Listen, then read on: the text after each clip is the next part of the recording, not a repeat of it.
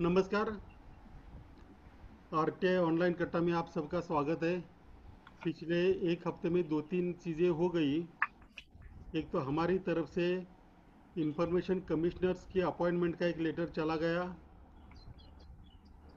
Information commission मतलब chief information commissioner ने online सुनवाई शुरू कर दी, लेकिन इसके बारे में थोड़ी देर के बाद बात करेंगे, क्योंकि इसके बारे में हर एक का अपना अपना मत अलग रहेगा। मेरा कुछ अलग है, क्योंकि मुझे जो इनमें इनपुट्स मिले वो कोई खास मतलब अपना इनकरेज करने वाले नहीं है। तो मैं पहले शैलेश गांधी जी को बोलूँगा कि उन्होंने एक ट्वीट किया था उस पर, और जो अभी हमने लेटर भेजा है उस पर थोड़ी बात कर दे, उसके बाद हम आगे चलेंगे।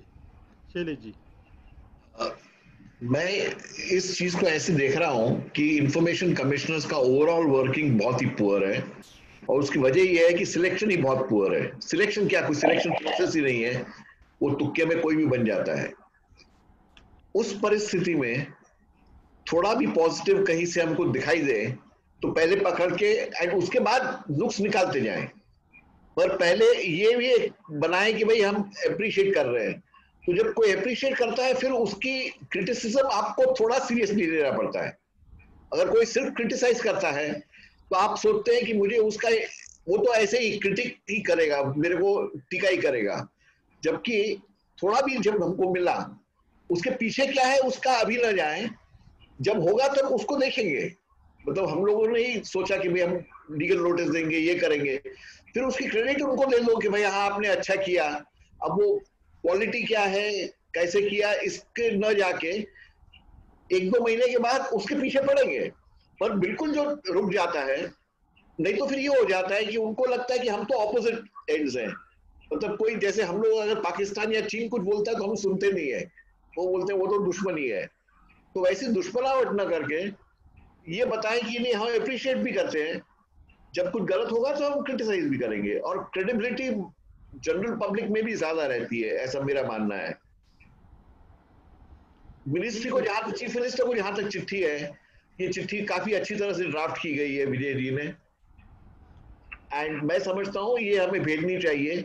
और इसके भेज पीछे वो भेज दी, कल ही भेज दी, कल ही भेजनी, भेजी, और पिछले अगर दो हम दिन कुछ मीडिया में कुछ इसका दबाव लगा सके। विजय जी मीडिया वाले हैं। विजय खुवड़ेकर किधर है आजकल? वो शायद कहीं परदेश में है, स्पेन में अच्छा। या कहीं, तो वहाँ से उनका मैसेज आया था, लेकिन वो हिंदुस्तान में नहीं है अभी। तो वो अच्छा। आने के अच्छा। बाद फिर भी हम देखेंगे।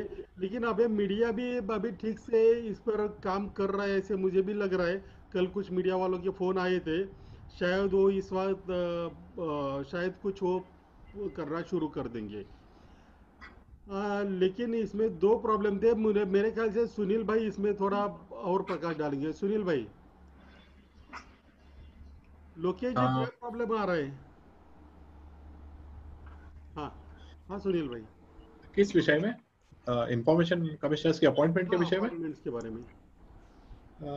मैं आपसे और शैलेश गांधी साहब से सहमत हूँ कि हमने शुरुआत ऐसी ही करनी चाहिए कि पहले उनको मौका देना चाहिए, जैसे गांधी साहब कह रहे हैं कि हमको पहले उनको बात करनी चाहिए उनसे और मौका देना चाहिए लेटर लिख के। तो वहां तक के अप्रोच सही है। पर एक मेरे माइंड में हमेशा ऐसा ही रहता है कि लीगल नोटिस देंगे तभी शायद वो, पर वो एज एन एडवोकेट मेरा माइंड उसी दिशा में रहता है। नहीं, नोटिस तो बाद में देंगे। लेकिन हुआ ये है कि मतलब थोड़ा सा देखो, इसको अप्रिशिएट तो करना चाहिए, लेकिन जिसने पहले शुरू कर दी वहाँ अमरावती कमीशन से कुछ भी खबर नहीं आई है। दूसरी बात जो कल मुझे प्रेस से पता चली कि पुणे का चार्ज जो हमने लेटर में लिखा था, वो पुणे का चार्ज सरकुंडी जी के पास था। तो लेकिन वो उनके पास नहीं है, अभी वो पोरवाल जी के पास है। लेकिन ऑनलाइन मैंने जब जहाँ भी देखा तो वहाँ कुछ भी मुझे दिखाई नहीं दिया। तो इसे कोई बड़ी गलती नहीं है, लेकिन ये शायद वो पोरवाल जी के पास अभी पुणे का चार्ज है। लेकिन इससे ये साबित होता है कि एसआईसी अभी भी सेक्शन 4 को ठीक से अमल में नहीं ला रही है। अगर यही सारी बातें अगर वेबसाइट पर होती तो हमारा लेटर पूरा क्लीन होता, उसमें कोई गलती ना होती। तो इतना हुआ है। और अब लोकेश जी, हमने तो लेटर भेज दिया है। हेलो। हाँ जी। उसमें वो दोनों जो पीआईएल थे उसका जिक्र किया है। हेलो। विजय जी, आपकी आवाज बहुत कम आ रही है। नहीं, हमारे यहाँ से सबको तो ठीक आ रही है, आपके यहाँ ही थोड़ा सा शायद मैं ना प्रॉब्लम अपना है। वॉल्यूम बढ़ा रहा हूँ। हाँ जी, आवाज कम चलिए। ही आ रहा है, सबको आवाज क्लियर कम अब आ आ रही मेरी है। आवाज आ रही है ना? हाँ जी, आ आप रही है, आ रही है, आ रही है, आ आप रही है। प्रश्न दोबारा पूछिए। हाँ, तो वही अब हमने जो लेटर भेजा है सीएम को, हाँ हाँ। उसमें 3 वैकेंट पोस्ट जो है वो भरने के लिए बोला है, और 3 एडिशनल पोस्ट क्रिएट करने के लिए बोला है। अच्छा, नहीं अच्छा किया, ये बहुत अच्छा सुझाव है। वो तो भेज है, लेकिन इसका भी फॉलो अप शैलेश ने करना कल पड़ेगा। ट्वीट भी किया इसके ऊपर। क्या? हाँ, नहीं, वो अलग किया, वो उन्होंने इस पर किया। उनका जो सुनवाई है, हियरिंग्स उन्होंने ऑनलाइन शुरू कर दी है। आ, 1 महीना तो हमें चुप रहना पड़ेगा, और वो किस तरह से करते हैं, लेकिन एक सिर्फ ये चीफ इंफॉर्मेशन कमिश्नर ने किया उससे काम नहीं चलेगा। सारे कमिश्नर्स ने शुरू करना चाहिए। और मेरा मानना ये, शैलेश जी शायद आप एक ट्वीट भी करें या उनको फोन भी करें, कि वैसे तो महाराष्ट्र में चीफ एसआईसी को हेड ऑफ द डिपार्टमेंट का ये दर्जा दिया गया है। तो ये उनकी जिम्मेदारी कि as a head of department सबको एक लेटर लिखे। मैं ऑर्डर की बात नहीं कर रहा हूँ, लेकिन लेटर लिखे कि वो सारे के सारे ऑनलाइन शुरू कर दे। और मेरा हाँ। मेरा सुझाव ये है स्ट्रेटेजिकली, विजय जी, हम्म, कि अभी हम हर कमिश्नर को इंडिपेंडेंट पकड़े। ये तुम चीफ कमिश्नर हो, तुम्हारे सिर पे डालते हैं, उसके बजाय प्रेजेंटली थोड़ा टाइम चीफ कमिश्नर को ऊपर उठाएं। अरे बहुत अच्छा है, बहुत अच्छा है, और जब गिरे, अगर नहीं करे तो उसको भी टांग खींचे, मगर दूसरों को इंडिपेंडेंटली हम रिस्पॉन्सिबल ठहराएं। वो इंफॉर्मेशन कमिश्नर है, कोई प्यून नहीं है जिसको बॉस बोलेगा तो ही करेगा, ऐसा थोड़ी है। हमें इंडिविजुअल को मेरे हिसाब से रिस्पॉन्सिबल समझना चाहिए। वो चीफ बोलेगा तो ही मैं करूंगा, ये तो क्या छोटे बच्चों जैसी बात हो गई? केजी के स्कूल में ऐसी बात होती है। मैट्रिक के स्टूडेंट्स भी ऐसा नहीं सुनते हैं कि यार मेरा मॉनिटर बोलेगा ऐसा करूंगा। तो मेरे ख्याल से स्ट्रेटेजिकली ये एडवांटेज रहेगा कि हर कमिश्नर का हम इंडिपेंडेंट जज करें। अभी तक जैसे आपने बोला अमरावती का कुछ नहीं आया है, मैं भी अभी उनको, और अगर ये महीने के एंड तक उनका कुछ नहीं आया तो उनकी भी टांग खींचेंगे। अच्छा, ठीक है, लेकिन जहाँ तक इन्फॉर्मेशन अलग थोड़ी सी लाइट नोट पर, वैसे भी इंफॉर्मेशन कमिश्नर रिटायर होने के बाद बन जाते हैं, तो वैसे भी ये शायद वो फिर से बच्चा बन जाते हैं, तो उनको बार बार समझाना पड़ेगा कि आपको आपको ये चीज़ करनी है। दूसरी अच्छा, बात। और एक सुझाव था कि कट्टा की तरफ से हम सुमित मलिक को बहुत अच्छा किया, कॉन्ग्रेचुलेशंस, ऐसा आज एक ही चिट्ठी आज भेज ही दे। आज ही आज ही लेटर भेजेंगे। आज ही लेटर भेजेंगे सबका, इस करके। और इसमें और भी ऑप्शंस आप ट्राई करो, क्योंकि शायद उन्होंने गूगल मीट ट्राई किया है, लेकिन गूगल मीट में ठीक है, जिस भी प्लेटफॉर्म उनको ठीक लगे। फिलहाल लेकिन फिलहाल उनको शाबाशी दो। बिल्कुल, फिर बिल्कुल, बिल्कुल, बिल्कुल, बिल्कुल। और हम भी सबको, हम चाहेंगे कि हम सारे भी अब इसमें तैयार है ना, हम चीफ इंफॉर्मेशन कमिश्नर का अभिनंदन करेंगे। किसका कोई प्रॉब्लम है इसमें? हेलो। नहीं नहीं, बिल्कुल बिल्कुल करना चाहिए। ठीक है, अगर किसी को प्रॉब्लम है तो बोल दीजिए। अगर आपका जो आपका स्क्रीन आ रहा है, उसके राइट साइड में 3 डॉट आते हैं। आपला जो स्क्रीन आहे त्याच्या उजव्या बाजूला 3 पूर्णविराम येतात। त्यावर क्लिक केल्यानंतर तुम्हाला हात वर करायचे स्क्रीन येते। त्याच्यावर जर तुम्ही हात वर केलात तर तुम्हाला बोलायचं हे मला कळेल। कुणाचा स्क्रीन चालू आहे ना, आवाज खूप येतो।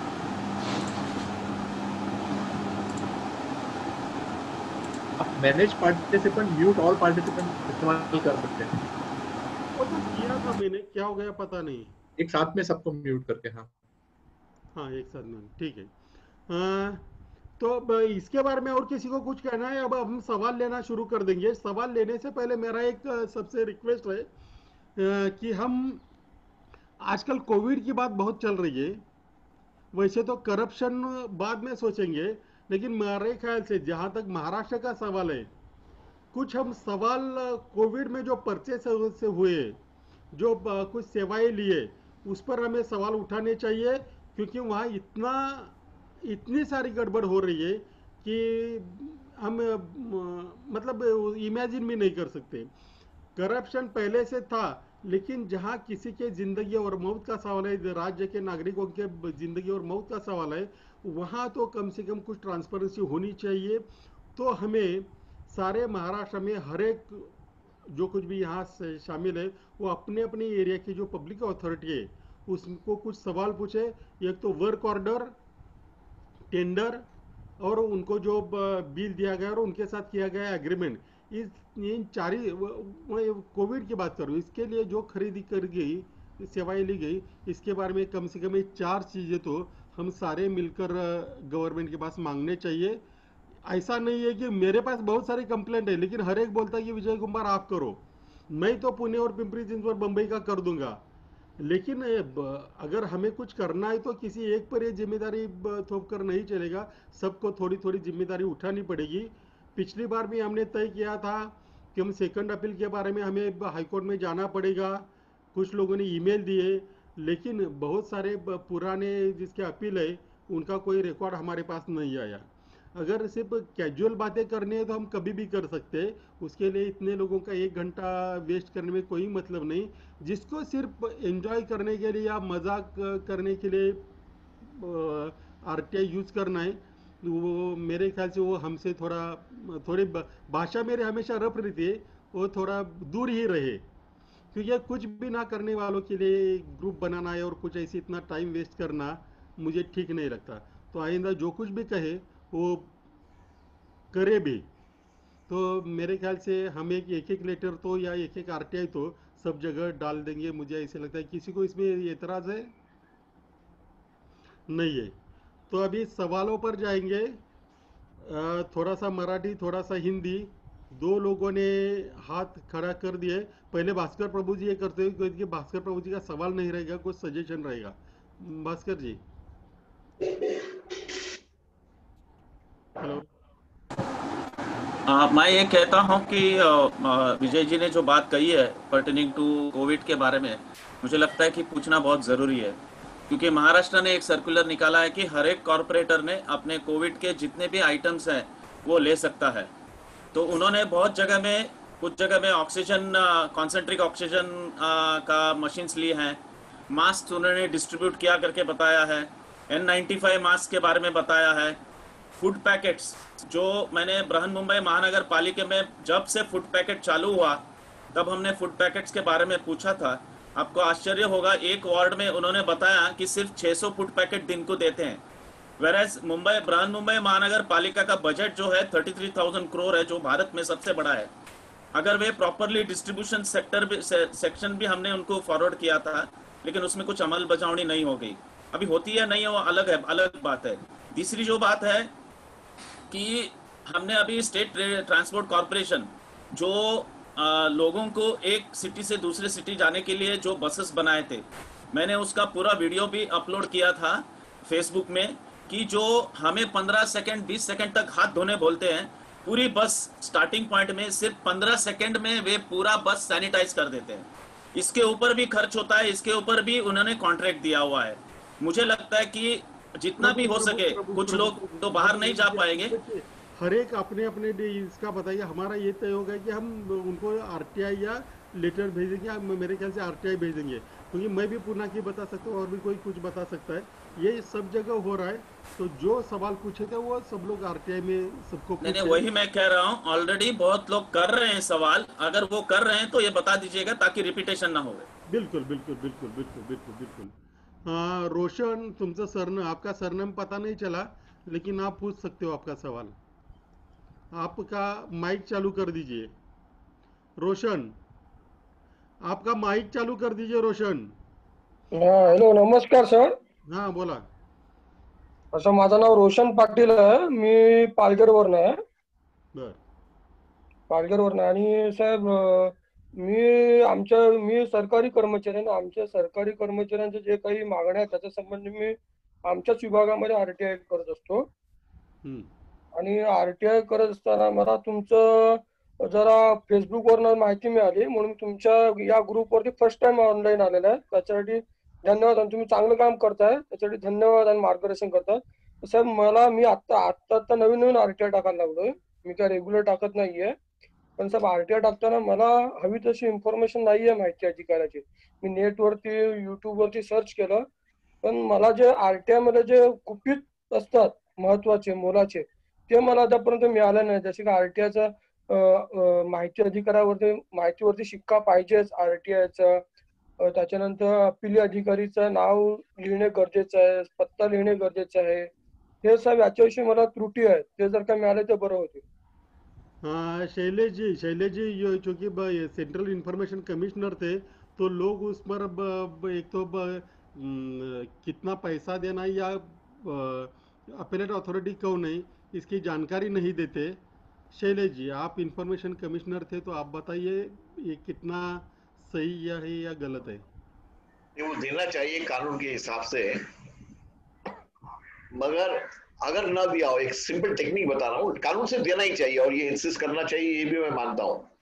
मगर अगर नहीं दिया तो एक सिंपल टेक्निक एटलीस्ट प्रैक्टिकल करने के लिए अपील करने का first appellate authority care of public information officer, और लिख लेगा उसमें कि आपकी जिम्मेवारी है कानून के हिसाब से हमें बताने की. आपने नहीं बताया इसलिए अभी आप इसको फॉरवर्ड करिए, और वो कोई मना नहीं करता फॉरवर्ड करने को. कानून स्ट्रिक्टली फॉलो करने को हमें कहना चाहिए, मगर आज तो मारामारी है इंफॉर्मेशन मिलने की. तो ये फर्स्ट अपेलेट अथॉरिटी का नाम नहीं लिखने के लिए भी हमें दबाव डालना चाहिए, पर मैं ये मानता हूं कि ज्यादा इंपॉर्टेंट चीजों पे थोड़ा ज्यादा फोकस करना चाहिए. और रोशन पाटिल साहेब, आप सरकारी कर्मचारी हो तो आपको भी सोचना चाहिए कि हम लोग कितनी इन्फॉर्मेशन देते हैं. आप भी आपके यहाँ के लोगों को एजुकेट आप कर दीजिए जहाँ भी ज़रूरी हो. आपके पास मोहम्मद भाई है, सुनील भाई है, भास्कर प्रभु है, शैलेश जो है वो अपने पालघर के पास ही है सारे. मैं तो पुणे से वहाँ तक नहीं आ भी पाऊँगा, लेकिन वो आपके नज़दीक है तो शायद उनका आप वहाँ से मार्गदर्शन ले सकते हैं. पालघर और बम्बई में ज़्यादा दूरी नहीं है.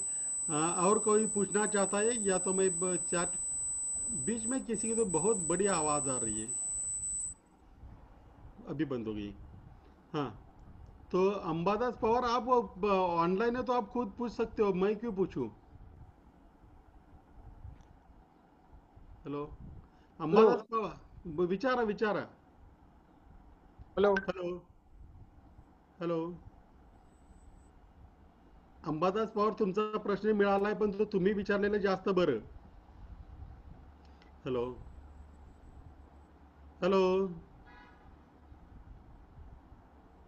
ठीक है. अंबादास पवार जी ने पूछा है, मैं नवापुर नगर परिषद के बारे में मैंने कुछ इन्फॉर्मेशन मांगी थी. जो वहाँ के जो गाड़े रहते मतलब शॉप्स, उसके उन्होंने एग्रीमेंट्स मांगे थे 2002 से 2018 तक, लेकिन उनके पास एग्रीमेंट नहीं थे.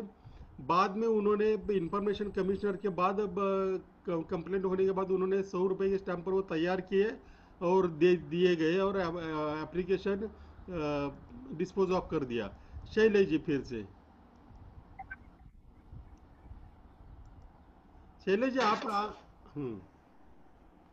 मेरे ऊपर से प्लेन जा रहा है, इसलिए मैं म्यूट कर देता हूँ. हाँ ठीक है. तो इन्होंने जो पूछा आपको पता चला अभी?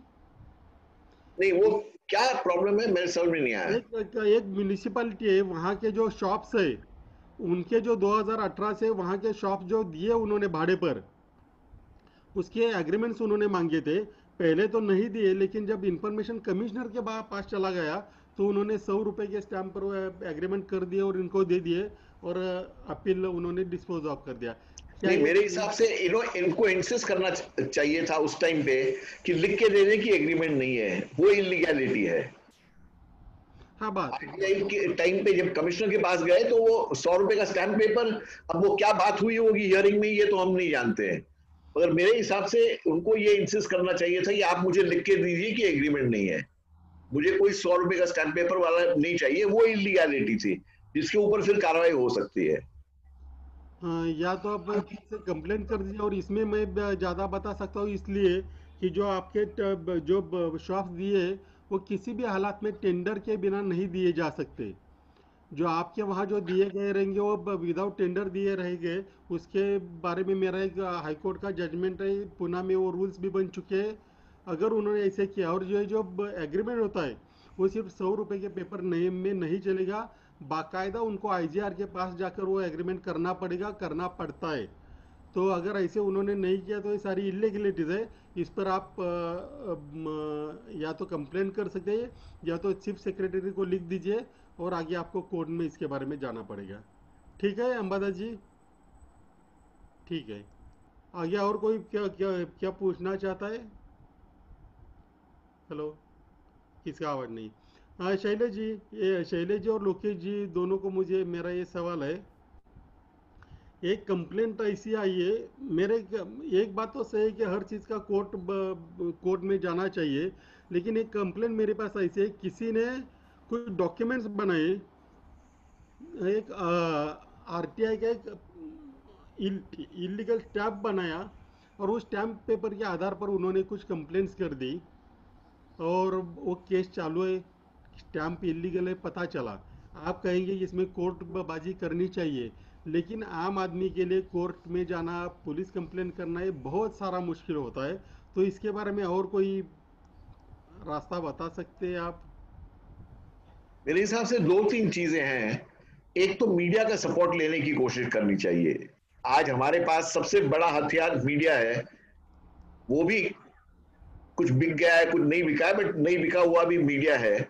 मीडिया का सपोर्ट लेके छोटे बड़े मैगजीन, न्यूज़पेपर में अगर इसको छपवाएं तो उससे कुछ दबाव बनता है। मैं ये नहीं कह रहा हूं कि सॉल्व हो जाता है कुछ, बट कुछ दबाव बनता है। उसके अलावा तो अपने वाहियात कोर्ट सिस्टम है जिसमें जाना पड़ता है, और कोई मुझे रास्ता नहीं दिखाई देता इसमें। हाँ शैलेश जी, मुंबई और दिल्ली की या पुणे की बात अलग है। विजय कुमार, शैलेश जी, इनके लिए मीडिया अवेलेबल थोड़ा तो भी है, लेकिन बाकी जो है उनके लिए मीडिया खड़ा भी नहीं करता। मीडिया सिर्फ जिनका थोड़ा सा नाम है पहले से मीडिया में आया हुआ, उनको ही ज़्यादा इम्पोर्टेंस देता है, बाकी लोगों को कोई इम्पोर्टेंस नहीं देता। मेरे हिसाब से छोटे छोटे मैगजीन्स और पेपर्स हैं जो छापेंगे, वो थोड़ा इसके रिसर्च करने की जरूरत पड़ती है। और बाकी ऐसे कट्टे में आके बताएं लोगों को, मीटिंग्स होल्ड करके बताएं। लोग अरे आपसे सवाल पूछने से भी डरते हैं। आपने देखा अंबादास पवार जी बोलने से डर रहे थे, उन्होंने जो भेजा वो मैंने आपको बता दिया। नहीं तो नहीं, मुझे डर नहीं रहे। नहीं नहीं, ये सही बात है। मैं जब जो बोलता हूँ ना, कट्टा का मतलब ही इसलिए था कि सब आमने सामने एक लेवल पर आकर बात करें, लेकिन एक लेवल पर आने के लिए बहुत सारे लोग तैयार नहीं होते। यही प्रॉब्लम है हमारे देश का। सिर्फ मैं कट्टे की या पुणे की, बम्बई की बात नहीं कर रहा हूँ। लोग जिसके पास भी पोजीशन है, या जो पोजीशन के पोजीशन भुगत चुका है, उससे बात करने उनको लगता है कि पता नहीं क्या लगता है, लेकिन वो बात करने से डरते हैं। अच्छा, और कोई पूछना चाहता है सवाल? हेलो। हेलो। हाँ जी, आपने मेरे से भी यही सवाल पूछा था। हाँ पूछा था, लेकिन आपका आवाज बंद था, इसलिए मैं आगे नहीं चला। नहीं, वो थोड़ा सा नेटवर्क का बहुत 2 बार कट चुका है, फिर दोबारा रजिस्टर कर अरे रहा हूँ। बम्बई दिल्ली में नेटवर्क नहीं रहेगा तो पुणे में और गांव में कैसा रहेगा नहीं ना? नहीं, यहाँ पे वो कुछ 400 लाइनें जो है ना, पिछले दिनों कुछ डैमेज हुई हैं। अच्छा अच्छा, तो ठीक है। I have taken up the matter. अब उन आ तो रहा है, बट बीच में ना वो स्लिप कर जाता है, 2 मिनट के लिए, आधे मिनट के लिए चला जाता है। अभी मैंने आपकी काफी बातें मिस भी की थी। तो मेरा सवाल, जो शैलेश जी ने सही कहा कि इसका कम से कम जहां भी आपको प्लेटफॉर्म है, उस चीज को वहां पे डालना चाहिए। उन्होंने कहा चाहे यहीं आके डालो, फेसबुक पे डालो, सोशल वेबसाइट पे, हर एक कोई सोशल वेबसाइट पे भी नहीं होता, पर उसको जितने से शेयर कर सकते हो वो बात को शेयर की जाए। और अगर मीडिया मिल जाएगा तो आपके कई फ्रेंड होंगे जो मीडिया में उसको दे सकते हैं। तो आई थिंक शैलेश जी ने यही कहा कि अगर कोर्ट में जाने का कोई फायदा नहीं है, और आपने कहा कि कोर्ट तो बहुत मुश्किल काम है, और ऊपर से शैलेश जी ने साफ कहा कि वो तो लाचार कोर्ट है। तो इस सब बातों को देखते हुए मैं तो ये, जितना आप किसी से शेयर कर सकते हैं individually, mouth to mouth, tell your friends to share this in आगे, so it can spread that way. Thank you. अच्छा, और हेलो। किसी को? हाँ, हेलो। एक मिनट, कौन बोल रहा है? एक मिनट, शैलेश जी को बोलना है कुछ तो भी। एक मिनट शैलेश जी, आवाज नहीं, एक मिनट रुकिए, एक मिनट रुकिए, कुछ हाँ बोलिए। व्हाट्सएप ग्रुप पे भी बहुत इजी है आजकल। व्हाट्सएप ग्रुप्स काफी निकले हैं, उस पर भी शेयर किया जा सकता है। लोकेश जी ने बताया वैसे। अच्छा, और कोई हेलो हेलो कर रहा था? हेलो। हाँ, सजेशन है। हाँ हेलो। हाँ, बोला जुगल जी। हाँ हाँ, नहीं, सजेशन ऐसा है, जैसे अभी शैलेश जी ने बताया मीडिया छोटा बड़ा जो भी छापता है, जो भी प्लेटफॉर्म मिलता है, उधर अपने को इसका स्प्रेड करना चाहिए, मैसेज देना चाहिए। तो आरटीआई कट्टा के लिए मेरा एक सजेशन है, या सबके पास होगा भी, भास्कर प्रभु जी के पास वगैरह, स्टेट वाइड पूरे राज्य में मीडिया का ईमेल आईडी का एक डेटाबेस होना चाहिए।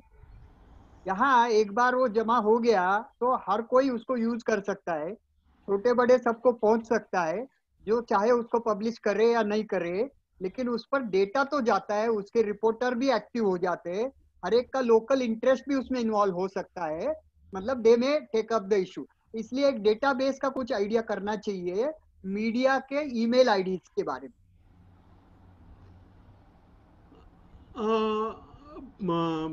शैलेश जी, एक बात याद आ गई, जब सतीश शेट्टी का मर्डर हो गया था तो भी हमने एक आरटीआई ऑनलाइन आरटीआई फॉर्म किया था।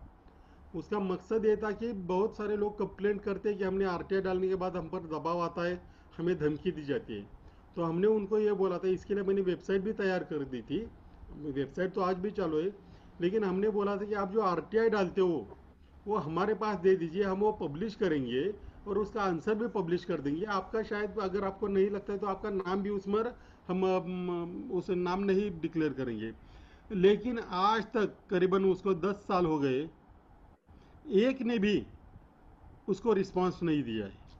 सारे मीडिया में आया था, मुझे पता नहीं क्यों हो गया है, लेकिन ऐसे हो गया है। नहीं, हकीकत में ये और भी लोगों ने ट्राई किया है, काफी लोगों ने। मैं एक दो वेबसाइट इनॉग्रेट किया है, लोगों ने बोला आप इनॉग्रेट करो, मैंने इनॉग्रेट किया, आगे नहीं बढ़ता है। मेरे हिसाब से महाराष्ट्र का तो ये पोजीशन है ऑफिशियल जीआर के थ्रू कि सब आरटीआई एप्लीकेशंस और रिस्पॉन्सेज वेबसाइट पे होने चाहिए। उस तरफ अगर हम दबाव डालें, टाइम लगेगा, एक दो नहीं, अगर हम ये कट्टा के थ्रू और दूसरे लोग, सब लोग मिलके ये पुश करें कि सब आईटी एप्लीकेशंस और रिस्पॉन्सेस, और वो सर्चेबल तरह से होना चाहिए। पूरा म्यूचुअल कॉर्पोरेशन ने शुरू किया था मगर वो सर्चेबल नहीं था, तो वो बिना मतलब का, डीओपीटी ने भी 2 साल करके बंद कर दिया। वो सर्चेबल होना चाहिए, बिना सर्च मेथड्स आरटीआई डालना कोई मतलब नहीं बनता है। बट अगर हम इसके पीछे पड़े तो शायद ये बहुत फायदा हो सकता है, एंड वो परमानेंट सॉल्यूशन होगा। हाँ ठीक है, किसी ने सारे के सारे जीआर जो है वो कैसे सर्च कर रहे हैं ये मैं आपको बता देता हूँ। बहुत सारे लोगों ने वो वेबसाइट पर डाल दिए, लेकिन महाराष्ट्र.gov.in वहाँ जाकर आप शासन निर्णय पर क्लिक करोगे और वहाँ पर माहिती अधिकार इतना ही डाल दोगे तो माहिती अधिकार के बारे में आवाज नहीं आ रहा है। हेलो, अभी आ रही है आवाज? हेलो हेलो, ये तो एक आवाज। हेलो, मुझे सुनाई दे रहा है, उनको शायद उनका नेटवर्क प्रॉब्लम होगा। मुझे भी सुनाई दे रहा है। आप भी आ रहा है। हाँ ये तो कहीं भी प्राइवेट देखो, हर एक जीआर अलग अलग निकलता है। मतलब वहाँ तो मैं उनको परिपत्रक वाले साहित्यिक मैंने उनको नाम दिया, वो हर बार अलग जीआर निकालते रहते हैं।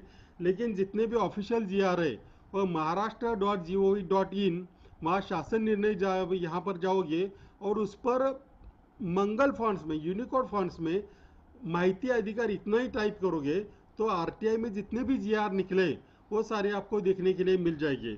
इसके लिए क्योंकि बहुत सारे लोग पूछते हैं कि ये जीआर दे दो, वो जीआर दे दो। बहुत सारे जीआर ऑनलाइन अवेलेबल है और बहुत सारे जो ये निकलते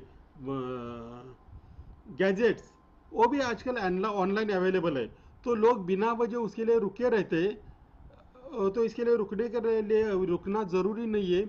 बहुत सारी इंफॉर्मेशन उनको लगता है कि वो ज़्यादा इम्पोर्टेंट नहीं है, लेकिन हमारे लिए वो इम्पोर्टेंट हो सकते, वो सारी अवेलेबल है, तो उसका हर एक को फ़ायदा लेना चाहिए।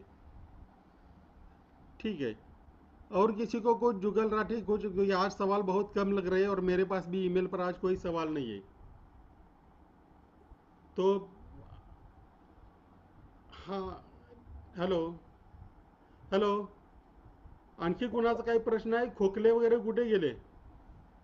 कोविड-19 बद्दल बोलायचंय का? बोललेलो आहे मी, मगाशीच म्हणलेलं याची सगळी माहिती आपल्याला माहिती पाहिजे. तुम्हाला काही बोलायचं आहे का? मला बोलायचं ते असं की पुण्यात हे जी संख्या आहे त्यात मृत्यूदर हा खूप जास्त आहे. आता हे 500ला पोहोचलेलं आहे आणि मूळ कारण फक्त पुण्यातला नाही, सगळीकडचा जनरल आहे. याच्या संदर्भातली हेल्थ आरोग्य सेवा जी आहे ते फक्त फतव्यानंतर फतवे काढतात. प्रायव्हेट हॉस्पिटलने ऍडमिट करावं, प्रायव्हेट हॉस्पिटलने दर कमी करावे वगैरे, पण त्याची इफेक्टिव्ह मॉनिटरिंग किंवा इम्प्लिमेंटेशनची सिस्टीम नसल्यामुळं ती मंडळी काहीही केली जात नाही. आणि विशेषतः ज्याला रिसोर्सफुल माणूस आहे तो कसाही करून निभावून जातो. रेट जो आहे वर्गीय किंवा त्याच्या खालच्या वर्गांना काहीही कुठं दाद दिली जात नाही, irrespective of whatever orders they are. तर याच्यासाठी काय करता येईल आणि काय करायला पाहिजे? शैलेशजी, अरे घोटकर तुमच्या इथून आवाज आहे. घोटकर तुमच्या इथून आवाज आहे. तुम्ही माइक नका चालू करू, तुमच्याकडून बराच आवाज येतोय. हाँ शैलेश जी. देखिए, मैं इसको थोड़ा अलग तरह से लेता हूं. अपनी गवर्नेंस स्ट्रक्चर बहुत ही पुअर है और जब तक वो ठीक नहीं होती तब तक ये सब, इवन नॉर्मल टाइम्स में पब्लिक हेल्थ सर्विसेज अपनी बहुत ही पुअर है. इसलिए इस टाइम पे हम कहें पुअर है, वो पुअर ही है. और ये क्राइसिस है जो चैलेंज करती है सिस्टम को नॉर्मल से भी ज्यादा. वो नॉर्मल टाइम में डिलीवरी नहीं दे सकता है, उसको इस टाइम में मुश्किल लग रहा है. हम उनको धक्का मारते जाएं, बट ये एक्सपेक्ट करना कि वो एकदम सडनली कुछ अच्छा हो जाएगा मुश्किल है. I am not too sure whether we can do anything much. हाँ राजीव इंगळे विचारा तुमचा प्रश्न. हॅलो राजीव इंगळे, तुमचा माईक चालू करा आणि विचारा. सर मी एक नवीन कार्यकर्ता आहे. सर आपल्यासाठी नवीनसाठी काय आपण एखादं छोटंसं ट्रेनिंग ऑनलाईन करू शकला असतं तर बरं होईल असं मला. ऑनलाईन ट्रेनिंग करूया आपण, करूया ऑनलाईन ट्रेनिंग करूया. पुढच्या आठवड्यामध्ये ऑनलाईन ट्रेनिंग करूया. याच्यातले मास्टर आता शैलेश गांधी तुम्हाला वेळ घ्यावी लागेल, पण ते या आठवड्यामध्ये ऑनलाईन ट्रेनिंग वेब याच्यावरच करूया आपण. चालेल. आणि कोविड साठी काय प्रश्न विचारता येतील सर आपल्याला जिल्हा वाईज? असं कोविड साठी तुम्ही विचारताय, तुम्ही कोविडच्या निमित्ताने काढलेल्या वर्क ऑर्डर्स, जे वर्क ऑर्डर देतात त्याच्यामध्ये बरेच होते, त्याच्यासाठी काढले टेंडर आणि त्या ठेकेदाराला दिलेल्या बिलाची माहिती आणि त्याच्याशी केलेल्या करारनाम्याची माहिती. या 4 गोष्टी सगळ्यांनी मागितल्या की त्याच्यामध्ये सगळंच काही येऊन जातं. चालेल सर, ठीक आहे. आणखी कुणाचा मला वाटतं आता काही प्रश्न नाहीये. एकच चॅट मध्ये कोणी हात वर केलाय. हा शेख साहब बोलिए. आप अपना हाथ ऊपर करके रख दीजिए, मैं एक के बाद एक पूछता जाऊंगा क्योंकि अभी ऐसे लगता है कि किसी को कुछ बोलना नहीं है. हाँ बोलिए शेख साहब, आपका माइक चालू कर दीजिए. आपका माइक, हाँ बोलिए. अभी मला एक माहिती विचारायची आहे की आपण माहिती अधिकारामध्ये अर्ज केल्यानंतर बरेच, आवाज येतोय का? हॅलो. बरेच आता माहिती अधिकारी काय करतात, टाळाटाळ करतात. ते काय माहिती देत नाही वेळेत. आपण अपील केल्यानंतर मग ती महिन्या 1.5 महिन्यांनी माहिती देतात आणि नंतर अपील केल्यानंतर सुद्धा ते सांगतात की माहिती दिली, आता झाला तुमचा विषय संपला, काय तुम्ही पुढे कशाला हे करताय म्हणून. आपण जी माहिती दिलेली असते अपील जेव्हा. ठीक है, तुमचा आवाज टूटला है, पण शैलेश जी मेरे ख्याल से आपके समझ में सवाल आया रहेगा. हेलो शैलेश जी, मैं भी उत्तर दूंगा लेकिन पहले आप दे दीजिए. मेरे हिसाब से देखिए 2 चीज हैं. जैसे मैं कहता हूँ ओवरऑल अपना गवर्नेंस स्ट्रक्चर बहुत पुअर है और वो हमें धीरे धीरे बदलाव लाना पड़ेगा, ऐसा समझ के हम लोग चलते हैं. आरटीआई की जहां तक बात है, फर्स्ट अपील कीजिए, सेकंड अपील कीजिए, ये प्रोसेस है. अभी सेकंड अपील में बहुत बड़ा जाम है जिसको हम लोग कुछ कोशिश कर रहे हैं धक्का मार के कुछ ठीक करने को, और ये हम सबको करना पड़ेगा. मेरे हिसाब से आरटीआई में पीआईओ के पीछे पड़ना गलत है, मैं ऐसा मानता हूं. मैं कभी पीआईओ के पीछे नहीं पड़ता हूं. आरटीआई भेजा, उसको 30 दिन में जवाब देना है, नहीं दिया तो अपील में जाओ. ये प्रोसेस फॉलो करना चाहिए क्योंकि तभी हर एक को ये सूचना मिलने का शक्यता है. ये सिर्फ आपको और मेरे को सूचना मिले उससे कुछ फायदा नहीं है, हर एक नागरिक को मिलना चाहिए. ये अपना अल्टीमेट एक ऑब्जेक्टिव होना चाहिए. हो सकता है उसको 2-5 साल लग जाए, उसमें बहुत सारे झगड़े हैं, वो झगड़े हमें जीतने पड़ेंगे, वो जंग जीतने पड़ेंगे, एक एक के लिए ये मेरे को ही बहुत होता है कि नहीं देता है। लोग बोलते हैं पीआईओ को जाके मिलो, पीआईओ को फोन करो, बोलो मैं कमिश्नर हूं। मैं ऐसा नहीं करता हूं, क्योंकि मैं मानता हूं कि हर एक को ये मिलना चाहिए, ये बहुत जरूरी है। Therefore, I would submit, follow the process. तो फर्स्ट अपील, सेकंड अपील में हियरिंग में जाके इंसिस्ट कीजिए कि इसको पेनल्टी लगनी चाहिए। और शेख साहब, एक मिनट, लोकेश जी कुछ बोलना चाहते हैं। लोकेश जी आपका माइक चालू कर। हाँ ठीक है। मेरा तो एक ये बात तो शैलेश जी ने सही कहा, क्योंकि आज की तारीख में पीआईओज को पावर ही नहीं है। इतने जूनियर लेवल के पीआईओज बना दिए हैं, बेचारे डरते हैं। मैं तो कई लोगों को मिलता हूं, जब फाइल इंस्पेक्शन के लिए जाता हूं, कहते हैं आप ठीक कह रहे हो, अगर मैं आपको सूचना दे देता हूं तो मुझे ऊपर से पड़ेगी, अगर मैं आप नहीं देता तो आप सीआईसी से हमें पढ़ते हैं। तो हम बीच में फंसे हुए हैं। काफी जूनियर लेवल के स्टाफ सेक्शन ऑफिसर लेवल के अब बना दिए गए। जब ये आरटीआई शुरू हुआ था, एक डायरेक्टर लेवल के सीपीआईओ होते थे और उसके बाद ज्वाइंट सेक्रेटरी लेवल के होते थे। तो थोड़ा सा पावर का इस्तेमाल करते थे।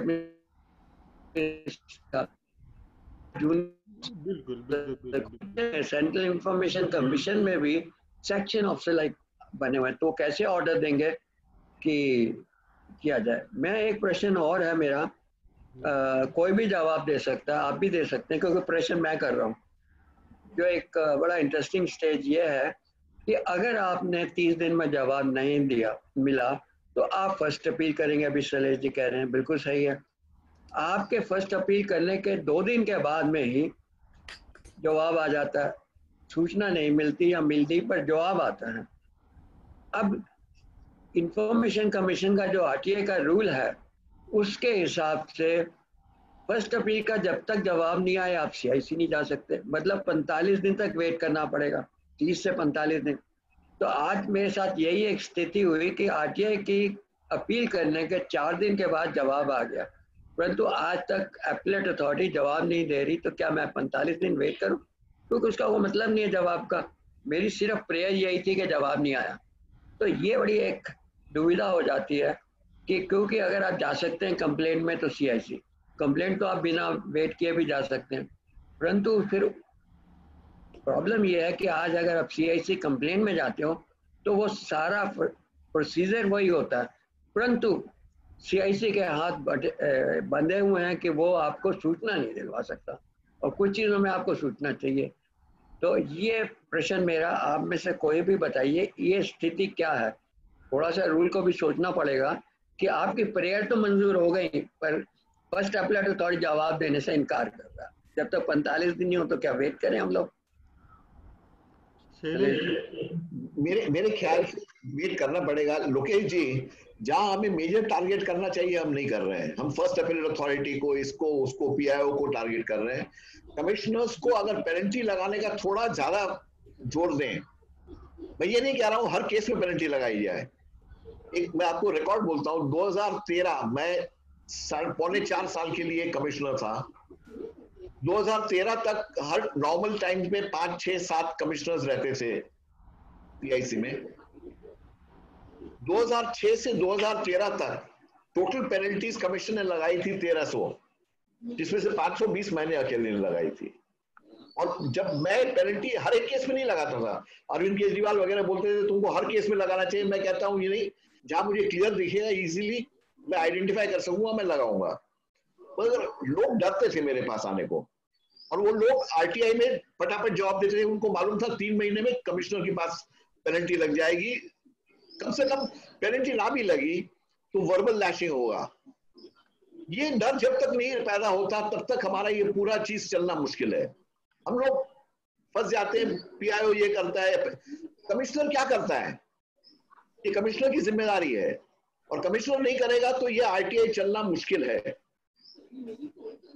शैलेश जी और लोकेश जी, इसमें और एक सवाल आया था जो अभी मुझे याद आया। कुछ इंफॉर्मेशन कमिश्नर ऐसे कि बहुत बार फर्स्ट अपीलेट अथॉरिटी तो बोलता है कि इंफॉर्मेशन दे दो, लेकिन पीआईओ इंफॉर्मेशन नहीं देता। तो इस हालत में सिर्फ कंप्लेंट का ही ऑप्शन बनता है। लेकिन उस वक्त कमिश्नर ऐसा बोलते कि आपको तो अब फर्स्ट अपीलेट अथॉरिटी ने आपके बाजू से निकाल दिया है, तो अब इसमें कंप्लेंट कैसी? मेरे हिसाब से इसमें सेकंड अपील एक्सेप्ट करना चाहिए कमीशन को, और लेकिन करते नहीं और कमीशन को ऐसे केस में पेनल्टी लगानी ही चाहिए। इसमें फिर अकल नहीं इस्तेमाल करने का, क्योंकि फर्स्ट अपीलेट अथॉरिटी का ऑर्डर नहीं माना मतलब पीआईओ क्लियरली गिल्टी है विदाउट रीजनेबल कॉज। हाँ, लेकिन वो मेरा ख्याल शैलेश जी बिल्कुल सही कह रहे हैं। देखिए मतलब क्या, सेकंड अपील करके आपको सूचना चाहिए, आपको फर्स्ट अपीलेट अथॉरिटी का प्रोसीजर कंप्लीट करना चाहिए। जब कंप्लीट हो गया तो आपको अपील करनी है। कंप्लेंट का कोई मतलब ही नहीं है, क्योंकि आपको सूचना नहीं मिली और फर्स्ट अपीलेट अथॉरिटी ने अपना ऑर्डर दे दिया। लेकिन फर्स्ट अपीलेट अथॉरिटी ऑर्डर दिया है कि इंफॉर्मेशन दे दो। हाँ, पर उसने नहीं दी, उसने नहीं दी, पर अपील तो बनती है SC को। लेकिन नहीं एंटरटेन करते, यही तो मेरा प्रॉब्लम है अभी। वो गलत। मैं वही कह रहा हूँ कि हमारी मेन तकलीफ है कमिश्नर्स का सिलेक्शन बहुत ही पुअर है और कमिश्नर्स की कोई अकाउंटेबिलिटी नहीं है। मेरे हिसाब से हमें फोकस उस पर करना थोड़ा ज्यादा जरूरी है, वो बहुत कम करते हैं। अभी हाथ बहुत सारे ऊपर हो रहे, 4 हाथ और भी ऊपर है। और एक मजे की बात है कि वहाँ यहाँ 3-4 एडवोकेट हमारे यहाँ बीच में, लेकिन सिर्फ एक ने अपना मतलब चेहरा दिखाया, सुनील भाई ने। बाकी लोगों का मुझे चेहरा नहीं दिखाई दे रहा है। तो मैं जिसने पूछा नहीं उनसे सवाल करता हूँ पहले। रोशन जी, मैं आपके पास बाद आऊँगा, भास्कर प्रभु भी। ये आशीष जी, आपने हाथ ऊपर किया है, जरा पूछ लीजिए। आप पहला अपना माइक शुरू कर दीजिए। हाँ, नमस्कार, मी आशिष माने, वडगाव शेरी मध्ये राहतो मी। तर विषय असा आहे की 13 जूनला एका न्यूज चॅनलवरती बाबा रामदेव यांची मुलाखत झाली होती। त्याच्यामध्ये त्यांनी सांगितलं की कोरोनावर औषध सापडलंय म्हणून आणि रुग्ण बरं होण्याचं प्रमाण जवळजवळ 99.99% आहे असं त्यांनी त्यात दावा केला होता। तर ह्याच्यामध्ये मी तो कार्यक्रम पूर्ण पाहिला आणि त्याच्यामध्ये त्यांनी सांगितलं मृत्यूदर 0% वगैरे आहे, पेशंट बरा होण्याचं प्रमाण 100% आहे। मी ह्याच्या विरुद्ध चंदननगर पोलीस स्टेशनला तक्रार केली दुसऱ्या दिवशी जाऊन आणि त्यांनी माझा अर्ज जमा केला। तर ह्याच्यामध्ये त्याच्यानंतर मी फूड अँड ड्रग्स जे आहे, अन्न आणि औषध प्रशासन, त्यांच्या कमिशनरला ईमेल केला तक्रार। पुण्याचे जे सह आयुक्त, आशीष जी, बीच में 1 मिनिट रोकता हूँ। जो आपने आता बोललात ना, क्योंकि समोर बात्रा आपल्या बरोबर आहेत आणि आणखी काही लोक आहेत, थोडस हिंदी मध्ये बोलला तर पुन्हा मला ट्रान्सलेट करण्याची वेळ नहीं येणार। ओके, ठीक है, हिंदी में बोलता हूँ। ओके, कोविड-19 के बारे में 13 जून को एक मराठी न्यूज चैनल पे प्रोग्राम हुआ बाबा रामदेव जी का, जिसमें उन्होंने दावा किया कि कोरोना के बारे में उनको औषधि मिली है और जिसमें उन्होंने बोला कि पेशेंट ठीक होने का रेशो जो है वो 100% है, डेथ रेशो 0% है, ऐसा उन्होंने दावा किया। तो ये बात मुझे ठीक नहीं लगी, गलत लगी, इसलिए मैं वडगांव शेरी में रहता हूँ, तो चंदन नगर पुलिस स्टेशन में जाके मैंने कंप्लेंट दिया, रिटर्न एप्लीकेशन दिया। वहां पे PI से बात किया, उन्होंने मेरा एप्लीकेशन पहले तो नहीं ले रहे थे, बाद में मैंने उनको इंसिस्ट करने के बाद लिया। तो उसमें मैंने जो अपना एक्ट है, औषधी द्रव्य आणि तिलस्मी उपचार अधिनियम 1954, तो आक्षेपार्ह जाहिराती 1954 and drugs and cosmetics act 1940, इसके अंडर मैंने एप्लीकेशन किया था। तो एप्लीकेशन लिया, लेकिन उसके बाद 14-15 तारीख को एप्लीकेशन दिया, 5-6 दिन हो गए, कुछ किया नहीं उन्होंने। उनका सवाल ये है कि हम क्या करें, अभी हम बाबा रामदेव को तो नोटिस भेज नहीं सकते। तो अभी गवर्नमेंट अथॉरिटी करके फूड एंड ड्रग्स डिपार्टमेंट को आप पत्र व्यवहार करो, आप उनको कम्युनिकेशन करो और उनसे आप मशवरा लो, ऐसा मैंने उनको बोला। फूड एंड ड्रग्स कमिश्नर को मैंने ईमेल कंप्लेंट किया। माने साहब, इसमें RTI का कहा और क्या बता दीजिए ना जरा। मैं बताता हूँ, मैंने आयुष मंत्रालय और ICMR और कंट्रोलर ऑफ ड्रग्स सेंट्रल को RTI भी लिखा कि बाबा रामदेव या कोई और भी कंपनी है जिन्होंने कोई ड्रग्स कोविड-19 के बारे में सैंक्शनिंग के लिए कि हमने वो दवा खोजी है, इसका क्लिनिकल ट्रायल के लिए आपके पास अप्लाई किया है या क्लिनिकल स्टडी के लिए आपके पास अप्लाई किया है, ये मैंने उनको मांगा है। उसका जवाब मुझे अभी तक आया नहीं है, because it is with in the limit. कितना टाइम हो गया था? ये 14 तारीख को मैंने एप्लीकेशन दिया है, रिसेंटली 14 जून को। हाँ, 13 तारीख को प्रोग्राम हुआ ना। हाँ, लेकिन उसका टाइम लगेगा, आपका RTI टाइम लगेगा। तो अभी मुझे आपसे गाइडेंस ये चाहिए, कमिश्नर को लेटर लिखा FDA को, लेकिन वो कुछ कर नहीं रहे, so nobody is responding। तो अभी what should I do? Shailesh और कमोडर जी आता है मेरे हिसाब, आई एम नॉट श्योर, किसी लॉयर को पूछिए ये कॉग्निजेबल ऑफेंस बनता है कि नहीं। मुझे लग रहा है प्राइमा फेसी ये कॉग्निजेबल ऑफेंस बनेगा।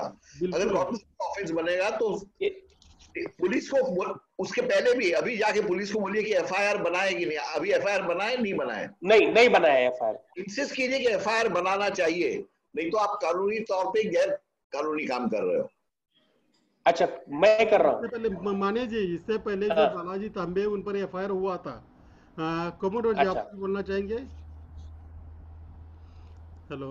देखिए मुझे याद पड़ रहा है, जहाँ तक वो आपको चेक करना पड़ेगा पब्लिक अथॉरिटी, वो जाके वेबसाइट पे मिनिस्ट्री ऑफ होम अफेयर और नेशनल डिजास्टर मैनेजमेंट अथॉरिटी, एक ऑर्डर आया था मुझे याद है, जिसमें ये कहा गया था जब तक ये कोई भी व्हाट्सएप पे भी अगर मैसेज भेजेगा कि ये दवाई काम करती है, उसके खिलाफ एक्शन लिया जाएगा। तो एक बार उस ऑर्डर को ढूंढना पड़ेगा कि नहीं, ऑर्डर है मेरे पास, जो ऑर्डर है 1 अप्रैल 2020 का ऑर्डर है। मैंने उसी ऑर्डर का दाखला लेके एप्लीकेशन किया है पुलिस। नहीं, ये किसका ऑर्डर था? एमएचए का था या? क्योंकि एमएचए का था, आयुष मंत्रालय ने दिया था ये ऑर्डर। नहीं, आयुष कंसिडरेशन विद एमएचए। नहीं, उसको छोड़िए, आईसीएमआर का ऑर्डर था, एमएचए का था। See, now we are under the Disaster Management Act. The entire country is working. So it is a violation of that. If it is there, just check with ICMR, because MHA is issuing various guidelines, and under Disaster Management Act, it is a mandatory on each state also. But there is a flexibility. The state can go little beyond that strict they can become, but they cannot dilute whatever is being guidelines given from the center. That is the law. So just see if it is center ka specific direction from the Ministry of Home Affairs or Ministry of Family and Welfare. There is a clear cut, because I know there's some, if you do bit of Google, you will see some cases were filed when such message was shared on a WhatsApp. I think in UP or somewhere. माने जी आपका case life and liberty में पड़ता है, तो आपको 30 days इंतजार करने की जरूरत नहीं है। This is definitely case of life and liberty. Okay, देखिए अभी ये एडवोकेट का गाइडेंस है, तो ये लाइफ एंड लिबर्टी में पड़ता है, इसमें कोई शक नहीं है। आप वो 48 घंटे में इंफॉर्मेशन देने के लिए उनको इंसिस्ट कर सकते हैं। ठीक है मानी जी, थैंक यू। ठीक है, थैंक यू। मोहम्मद भाई आप कुछ बोलना चाहते थे? हाँ नहीं, वो पिछले जो बात हो रही थी, तो कि इंफॉर्मेशन नहीं मिलता है, 2 अप्रैल के बाद में भी वो अगर इंफॉर्मेशन कमिश्नर्स कहते हैं कि भाई 15 दिन में इंफॉर्मेशन मिलना चाहिए, तो तब भी नहीं मिलता है। तो बात वही हो जाती है कि सेक्शन 18 में ही आप कंप्लेन करें। Actually we lost the context, because ये इससे पहले जो अपना सवाल आया था उनका, जिनसे अभी बात हो रही है। ठीक है, ठीक है, ठीक है। भास्कर प्रभु, मुझे ये कहना है कि जो लोकेश जी ने जो कहा कि 45 दिन तक रुकना चाहिए, अगर 30 दिन में जवाब कुछ भी 1 अप्रैल का नहीं आता है तो वो 30 दिन में ही स्टार्ट कर सकते हैं, क्योंकि 15 दिन एक्स्ट्रा तो आपको फर्स्ट अपीलेट अथॉरिटी ने आपको परमिशन लेने चाहिए, रीजन देना चाहिए। एक बात वो हो गई। दूसरी जो चीज है कि परमिशन की बात नहीं, रीजन देना चाहिए, इतनी बात है। हाँ, रीजन देना चाहिए, लेकिन वो जेन्युइन रीजन नहीं है तो आप कंटेस्ट कर सकते हैं, कोई बात नहीं है उसमें। दूसरी जो बात है कि जो कहा गया थी, फर्स्ट अपीलेट अथॉरिटी ने ऑर्डर दी रहती है कि इंफॉर्मेशन दे दीजिएगा। फर्स्ट अपीलेट अथॉरिटी ये हेड ऑफ द डिपार्टमेंट जो रहता है उसको फर्स्ट अपीलेट अथॉरिटी अपॉइंट करते हैं। तो अगर फर्स्ट अपीलेट अथॉरिटी का जिम्मेदारी बनती है कि compliance of the his order given इस उन्होंने देखना ही चाहिए as per to the work rule of the first appellate authority. All RTI application, RTI law is a work rule. It is not just a law, but it is a work rule for every officer who has been appointed under the act. तो मुझे लगता है कि first appellate authority की जिम्मेदारी बनती है compliance report लेना, और अगर हम हो सकते हैं तो सेक्शन 18 में जब हम कंप्लेंट करते हैं तो हम कंप्लेंट ये करना चाहिए कि भैया फर्स्ट अपीलेट अथॉरिटी जो अपॉइंट किया गया है is inefficient in implementing his own orders in his own department, क्योंकि वो डिपार्टमेंटल के ऊपर के अधिकारी को बनाया जाता है, ऐसे ही किसी को नहीं बनाया जाता है, क्योंकि उस डिपार्टमेंट के बारे में सभी कुछ जानकारी फर्स्ट अपीलेट अथॉरिटी को रहती है, इसलिए डिपार्टमेंटल हेड को बनाया गया रहता है। तो मुझे लगता है कि कंप्लेंट ये इंफॉर्मेशन कमिश्नर को कर सकते हैं कि भाई ये फर्स्ट अपीलेट अथॉरिटी अपॉइंट किया गया है, ये इम्प्लीमेंटेबल आदमी नहीं है, तो इसके ऊपर हेड ऑफ द डिपार्टमेंट को एक लेटर डायरेक्टिव्स भी भेजा जाए कि ये फर्स्ट अपीलेट अथॉरिटी का काम सही नहीं है, और head of the public authority जो रहता है उन्होंने एक ऑर्डर देना चाहिए कि भैया आप एक सर्कुलर निकालिए कि जो भी फर्स्ट अपीलेट अथॉरिटी ऑर्डर देता है इंफॉर्मेशन देने के लिए, उसके ऊपर अगर कंप्लायंस नहीं निकालता है तो as a head of the public authority they can call for the disciplinary action as per to the service rules applicable to the first appellate authority. ये मुझे इंटरनल इंक्वायरी वो कॉल कर सकते हैं। ये एक हम अगर स्ट्रेस करें तो ये काम होता है, और मैंने एक्सपीरियंस भी किया है। दूसरी जो बात है कि जो आपने अभी ये रामदेव जी का जो बात आ गई है, तो मुझे लगता है कि उन्होंने कंप्लेंट ये आयुष में करना चाहिए और उसके ऊपर फॉलो अप करना चाहिए। मुझे सही याद आता है, पता नहीं, मैंने पूरी इंटरव्यू नहीं देखी, लेकिन मैंने ये देखा है कि रामदेव ने क्लेम किया है कि वो मेडिसिन निकालेंगे। उन्होंने ये नहीं कहा है अभी तक कि उसके ऊपर मेडिसिन निकला है, तो उनका थर्ड लेवल ऑफ स्टेज में है। नहीं, तीसरा लेवल है वो, ठीक है, वो मैंने भी पढ़ा है। हाँ। उन्होंने बोल दिया कि इतने लोगों पर टेस्ट कर दिया और नहीं टेस्ट किया है, बट वे दावा कर रहे हैं कि अभी टेस्टिंग प्रोसेस में है, कंप्लीट हुआ नहीं बोल रहे हैं। आप ये देखिए, आप ये बोल सकते हैं आपने कहां टेस्ट किया, क्योंकि आप देखिए आयुष ने पूरे भारत में होम्योपैथी का कुछ वो एक अल्पम 30 और जो भी है उसके ऊपर इतना खर्च किया है। मुझे एक होम्योपैथी ने बता दिया है कि इतने जल्दी ये मेडिसिन बन ही नहीं सकता इतने बड़े पैमाने में। तो जो भी अगर वो गोलियां ले रहा है होम्योपैथी के हिसाब में, कुछ लोग बोलते हैं कि वो कुछ नहीं शुगर गोली है, ये इसके बारे में आप जानकारी ले सकते हैं, क्योंकि गुजरात में उन्होंने कहा था कि 7 लाख वो होम्योपैथी पिल्स पहले ही बांटे हैं। अभी 7 लाख कहाँ बांटे, किसको बांटे, किधर बांटे। दूसरी जो बातें मैं आपको मेडिकली ये बताता हूँ, जो भी एसिम्प्टोमेटिक को अगर बांटते हैं तो वो 15 दिन में आईसीयू क्वारंटाइन में रह के भी सही बाहर आते हैं। इसका कोई रिकॉर्ड्स नहीं है, कोई भी नहीं है। हमने ये जिम्मेदारी से ये गवर्नमेंट को पूछना चाहिए, इस आयुष के दाम पे कोविड के ऊपर कितना खर्च हुआ है, डिस्ट्रीब्यूशन में कितना किया है। सभी नगर सेवक, सभी कॉर्पोरेटर्स ने अपने अपने एरिया में, मैं एनजीओ का भी नाम लेता हूं, आरजू करके जो होम्योपैथी की जो डिस्ट्रीब्यूट कर रही है, उन्होंने बहुत कुछ डिस्ट्रीब्यूट किया है। लेकिन मुझे लगता है कि अकाउंटेबिलिटी ऐसे आएगी जब हम खर्च करते हैं उसके दावे, उसके ऊपर हम ज्यादा करें तो अच्छा रहेगा। धन्यवाद। रोशन जी, आप बोलना चाहते हैं, लेकिन मुझे पहले ये बता दीजिए, आपने जो चैट पे मैसेज भेजा, आपने तीसरा अपील किया है, पहले तो मुझे ये बता दीजिए कि तीसरा आपने अपील कहाँ किया, और उसके बाद आपका सवाल पूछ लीजिए। तिसरा नाही सर, दुसरा अपील केलेला, दुसरा अपील मी नाशिकला केले. तिसरा अपील म्हटलं मी, तिसरा अपील केलेला आहे असं म्हटलंय तुम्ही. नाही सर, सॉरी, ते एखादा टायपिंग मिस्टेक म्हणून झाला सर. ठीक आहे, विचारा प्रश्न. असं दुसरा अपील केलेला आहे. दुसरा अपील मी एक नाशिकला केलेला आहे आणि कोकण विभाग मध्ये 2 केलेले आहेत, बेलापूर. तिकडची काय तुमचा तसं केलेलं आहे, तर साधारणतः 1.5 वर्ष झाला, पण अद्यापर्यंत त्यांचा काही रिस्पॉन्स नाहीये. तर त्याचं काय आहे का, की म्हणजे किती कालावधीमध्ये आली पाहिजे माहिती. शैलेश गांधी और लोकेश बात्रा इस पर बात करेंगे और इसके बाद हम सम अप कर देंगे. अनफॉर्चुनेटली कानून में कोई डायरेक्ट प्रोविजन नहीं है, मगर एक कर्नाटक हाई कोर्ट का रूलिंग है कि 45 डेज में होना चाहिए. मैं सुना है कलकत्ता हाई कोर्ट का भी है. तो ये कट्टे के थ्रू हम लोग पुश कर रहे हैं कि धीरे धीरे उस दिशा में कुछ चलाएं. और विजय जी ने कहा कि आपका केस भी विजय जी को भेज दीजिए. ऐसे 15-20 केस जमा करके फिर एक पिटीशन तैयार करने की एक सोच है बॉम्बे हाई कोर्ट में. वो जब होगा तब कुछ होगा. आज की तारीख में और कोई सोल्यूशन इसका नहीं है मेरे हिसाब से. ठीक है, तो मेरे ख्याल से अभी और किसको मुझे कुछ कहना है. सॉरी, आप बोलिए, पहले आप बोलिए. मुझे लगता है कि जब कोर्ट का ऑर्डर है 45 दिन या कलकत्ता का 90 डेज का है, और सभी कमीशंस को मालूम है वे कितने में ऑर्डर्स क्लियर कर रहे हैं, और ये जग जाहिर है ऐसा कुछ नहीं है कि 15 केसेस चाहिए. आप कोर्ट को बता देंगे कि भाई हियरिंग क्लियर नहीं हो रही है, ये आप कमीशन से भी देख सकते हैं, कोई फिजिकल देने की कोई गरज नहीं है, ऐसे मेरा कहना है. तो we need not wait for getting around 10 cases और 5 केसेस और 2 केसेस. ये मुझे लगता है ऐसे. ठीक है,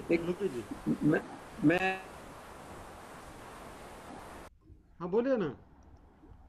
अरे आपका आवाज हो गया फिर, आपका माइक चालू कर दीजिए। हाँ हाँ, नहीं मैं जो आपने बात की है भास्कर प्रभु जी ने, कुछ बातों से सहमत हूँ, परंतु आज तक मेरे एक्सपीरियंस में इतनी आरटीआई में मेरी आज तक कोई फर्स्ट अपील की हेयरिंग नहीं हुई, ना मैंने मांगी कभी, क्योंकि फर्स्ट अपीलेट अथॉरिटी का नॉर्मली यही हो रहा है। शुरू शुरू में तो वो कर देते थे, अब वो बिल्कुल they stand by the PIO, so there is no point wasting time, you have to wait for it.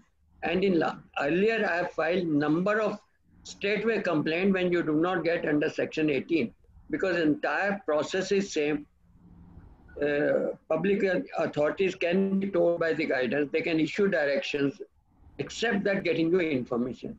So there are many RTI where you lose very purpose of getting information after 1 year, 2 years is lost. But you want a reform, so the best way is to go for a complaint. In fact, 90% of my cases pending in CICs are of a complaint. I have not got it, and this was my case. But here is a different case altogether. I'll tell you what is the case. Case is very simple. Yeah. Somebody wants to talk in between.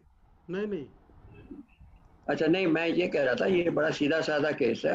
ये PM care fund के case की RTI file की थी।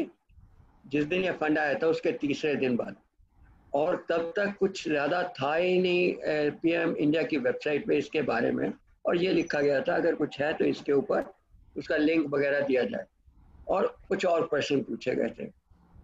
थोड़े दिनों के बाद PM India की वेबसाइट पे एक पीएम केयर का पोर्टल आ गया, जो कि अभी रिसेंटली फिर रिवाइज हुआ और लिंक आ गया। तो उसके बाद एक 15-20 दिन के बाद मैंने एक और आरटीआई किया, प्रश्न डिफरेंट थे।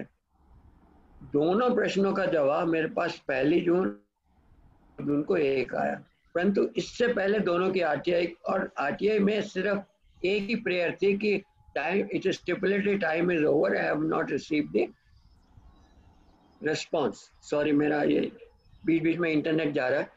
I have not received the response. Please direct the CPIO to provide the response. Now he has provided a response, but the first step, my purpose is served because the response has come. That was the only prayer. Now why wait for 45 days? It's a part of RTI rule. It's listed in the RTI rule 2012. If you wait for, they are first appellate authority is supposed to reply in 30 days. For some reason, with the reason, it can take up to 45 days. So one has to wait for 45 days to file the appeal. That means you wait for another 1 month or more. Suppose it is, I file first appeal, 2 days later I get the response, the need to file. So the first appellate is not. This is a very tricky case. It is generally felt the first appellate because the reply is the PM Care Fund doesn't come under the, is not a public authority under the 2H. That's a one-line reply to everybody is getting. They said if possibly there is a first appellate authority not replying, because that will be the admission that procedure of first appellate authority as a public authority. But they are not realizing we have filed RTI in a PMO. PMO is very much a public authority. The response given by the CPIO on 1st June and 2nd June is very categorically says, if there is any still, you can still go to the first appellate authority with the name. I have already filed an appeal. Appeal process is over. So there is no question of filing second time first appeal. Of course, I do it in the past, but for different reasons. This case, I want to reach CIC under life and liberty, because all this money has been collected under the name of the COVID. Large number of cases recently, when Venkatech has gone, and he got many decisions on that. Within no time, once the case was filed, asking Health Ministry to put up complete details. There was another one, or I mean, recently you have been reading all those things. CIC had to take that case because COVID is a situation, emergency situation. If anything is affecting that, the money has been collected for a COVID purpose. The first line was saying appeal. You can see I have got enough documents where the appeal was there, and people say for COVID, we are very generously they gave the money. It's a very serious issue. Today, your CSR money, about 67% of CSR of nation has go to PM Care Fund. That means those companies which are like, let's say Bombay, you have number of companies, they would have done the CSR used for some purpose which is laid down within their own areas. Today nation is losing that part also. Let's look at that part. Anyway, yesterday we have a huge development. Bhaskar knows. Now there was a problem that we have a National Disaster Management Act 2005. There was a clause in 46(1)(b) of the Act which allows a donation, contribution, they use the word grant, but contribution from an individual or institution. The point is that when I came to know about 2-3 months ago, I raised that issue. I was told I personally spoke to the concerned secretary, member secretary. He says, you're right, but we haven't made the modalities how to pay. So we had quite a battle for 3 months between me, Ministry of Home Affairs, letters, revision, and the secretary expenditure. They were shuffling back. Basic responsibility was members, Department of Expenditure. Finally, 2 days ago, they have come out with all the pressure and order and created the modalities that how the Ministry of Home Affairs will take it, and they have to just open an account. And I've been telling them, I have not been, one RTI was filed which moved around in various places, but mine was letter. I said, please, I want to contribute. Tell me the process where I can pay. Finally, we have come out with the result yesterday, day for yesterday. And I must thank that officer. And I know inside story was why it was not being done. Had it been there, the entire money would have gone to this government fund, which is under the CAG. It was a government fund. You could have asked under the RTI. So everybody told me in first advice, why don't you pay, if you want to so much care, pay to PMKFL. Then it struck me. Why this is not being activated. Now we've been activated, it should be given a wide publicity and people should force to see and keep a watch on it, how much money came, how much state fund has gone. They have come out with a policy, how the money is to be spent, how the money is to be used. Now we have to see whether that is being complied or not. That is where the RTI will come. So we only had yesterday. Hindu carried a news day for yesterday night without much of it. Wire carried a Hindi news yesterday. And Go News has come out with a video, though I'm not too happy with that video. Okay. So the point is that we need a lot of media stories and publicity. Okay, there is a fund. Please don't go to opaque fund PM Care, go to this. I'm not stopping there, but there's the availability of donation which is in a public fund. It has come out. Thank you so much. Okay. So I just want to add one point here. The best to bring, of course, the PM Care Fund at present, they have said that it is not a public authority, but we can ask to each state's chief minister's office that how much fund they have received from the PM Care Fund. So the PM Care Fund will be, forcibly they will have to be transparent later on. But at least let us ask how much PM Care Fund we have received in the state to the state chief minister's office. Thank you. Okay. अभी प्रमोद हजारे जी आप late आ गए, आपका आखिरी सवाल लेते, 10:30 बज चुके हैं, लेकिन जल्दी पूछ लीजिए, आपका माइक शुरू कर दीजिए, जल्दी पूछ लीजिए क्योंकि 10:30 बज चुके हैं, 10:30 बजे कट्टा शुरू होता है। हाँ ठीक है, बोलिए जल्दी। मैं ये कहना चाह रहा था भास्कर जी को कि ऐसा कोई प्रोविजन है ही नहीं कि उस स्टेट को पैसा दिया जाएगा। वो सब कुछ प्राइम मिनिस्टर के ऑफिस में डिसाइड होगा कहाँ खर्चा करना है। उन्होंने 3100 करोड़ दिए हैं, जिसमें 2000 करोड़ के वेंटिलेटर लाने हैं, लोग उसको भी एक्सपोज कर रहे हैं, कोई टेंडर नहीं, कोई कुछ नहीं। So the point is, it may be genuinely going, but there is no provision for you to check and balance whether tenders were issued or there is no transparency. तो ये कहना कि वो आप सोच रहे हैं कि स्टेट में आया होगा, वो कभी नहीं आया होगा। वो जिसको कॉन्ट्रैक्ट देना वो डायरेक्टली दिया जा रहा है, जिसमें 1000 माइग्रेंट्स के लिए थे पैसे। So question is that how do you, if you don't have RTI, how do you know how the money is being spent? State को तो मिलना ही नहीं है उसमें से। बट अभी एक सुप्रीम कोर्ट में केस आपको बताना चाहूंगा कि जिसके लिए केंद्रीय सरकार को नोटिस इश्यू किया गया है कि ये सारा पैसा ट्रांसफर किया जाए डिजास्टर रिस्पॉन्स फंड, और उसका नोटिस चला गया है। This is will have to wait and watch and कि पीएम केयर का भी सारा पैसा वहां ट्रांसफर किया जाए, जो कि मुश्किल लगता है, पर लेट्स वेट एंड वॉच। ठीक है, थँक यू। प्रमोद हजारे तुमचा माईक चालू करा आणि लवकर विचारा कारण वेळ संपलेली आहे। प्रमोद हजारे तुम्ही हात वर केला होता। हॅलो प्रमोद हजारे तुम्ही हात वर केलेला आहे, तुमचा माईक चालू करा। हॅलो प्रमोद हजारे तुमचा माईक चालू करा, तुमचा मायक्रोफोन चालू करा प्रमोद हजारे. बहुतेक प्रमोद हजारेंनी हात तर वर केलेला आहे पण त्यांना माईक चालू करता येत नाही असं दिसतंय. Hello hello Pramod Hazare mike चालू करा, मायक्रोफोन चालू करा.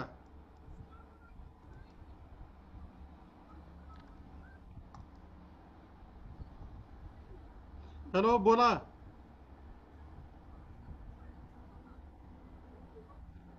वो माइक निकाल के डायरेक्ट आप बात करिए मोबाइल से. बोला. हा साहेब, मी MIDC फायरला आहे. आतापर्यंत आम्ही काय डिपार्टमेंट विरुद्ध जे RTI टाकलेले, तर डिपार्टमेंट आहे ना RTI ची माहितीच पुरवत नाही. त्याला अपील करणे एवढाच पर्याय आहे ना. तुम्हाला जर वेळेत माहिती मिळाली नाही तर त्याच्यावर 30 दिवसामध्ये अपील करण्याचा, 30 दिवसात माहिती मिळाली नाही तर अपील करायचं असतं. ते अपील तुम्ही करा. अपील करून सुद्धा आहे ना ती लोक आम्ही डिपार्टमेंटची असल्यामुळे ती माहिती देत नाही. आणि डिपार्टमेंटचे आहेत म्हणून तुम्हाला माहिती देऊ नये असं कायद्यात लिहिलेलं नाही. तुम्हाला सेकंड अपील करावं लागेल आणि त्यानंतरही नाही दिली तर मग कोर्टामध्ये जावं लागेल. शैलेश गांधी आणि शेवटचं बघ आता हे संपू नको. शैलेश जी, क्योंकि वो डिपार्टमेंट के इसलिए उनको इन्फॉर्मेशन नहीं दी जा रही है.